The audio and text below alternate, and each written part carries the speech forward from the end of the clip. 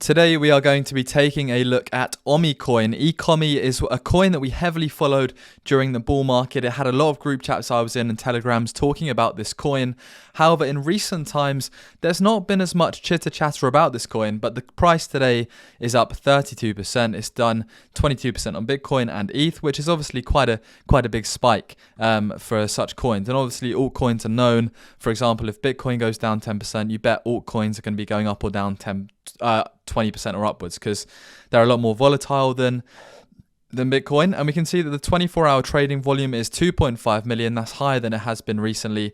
And I think that's quite good, because when you've got high trading volume, it means you can buy or sell without waiting too long. You've got a massive max supply and total supply right there.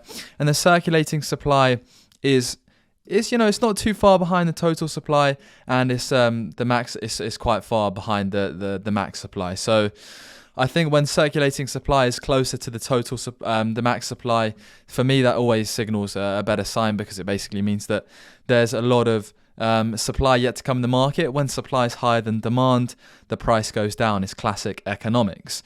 So if we take a look at the 1-year price chart, we can see that Ecomi has kind of been to these levels before in June 2021, where it went down to 0.0016, and that is where it sits at today. If we look at the max chart, we can see that pretty much Ecomi was 0.000038 back in January 2021. It then had a huge rise to fame up, 100 times I think it was, to 0.01, and now it's back down to 0.001. So it's gone, tenfold down since its very peak. And it is also down about 7-8 times this year, about 88% from a year ago. But it's down a fair bit this year. It's similar to most altcoins out there, really. It's following a pattern that I think, other than this massive spike here, this recent pattern of being down about 85% from all-time high this year, it seems about right. The all-time low gains, though, are crazy. So, right, let's talk about this. So, for me with Ecomi, it's a digital collectible marketplace. As you can see right here, they've got brand deals with quite a few good companies. They've got some Ghostbuster stuff on. They've got Harley Quinn.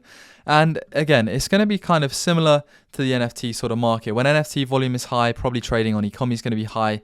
And, when NFT volume is down overall, Ecomi is, again, a digital collectible marketplace. It's kind of likely that the volume's also going to be kind of down here as well.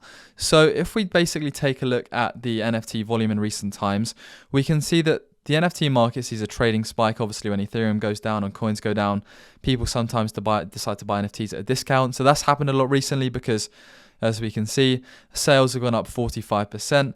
Cheaper ETH sees sales volume boost for NFTs. But then equally, the prices of stuff like Other Side have fallen below mint price, which is quite crazy. We've seen that the likes of Coinbase about a week ago is a very lackluster start. So what we can kind of tell is that up until the last week, when the markets obviously had drastic changes, the volume of NFTs traded has been lowering every single day due to the lackluster continued bubble of hype, but the bubble of hype burst basically. And when that happens, that is going to obviously, in my opinion, I'm no financial advisor. Anything I say in this video should not be taken as grounds to invest. You should always make your own decisions. But for me, I can kind of attain some of this decrease, a tiny part, due to the lack of hype dying down from NFTs and digital collectibles.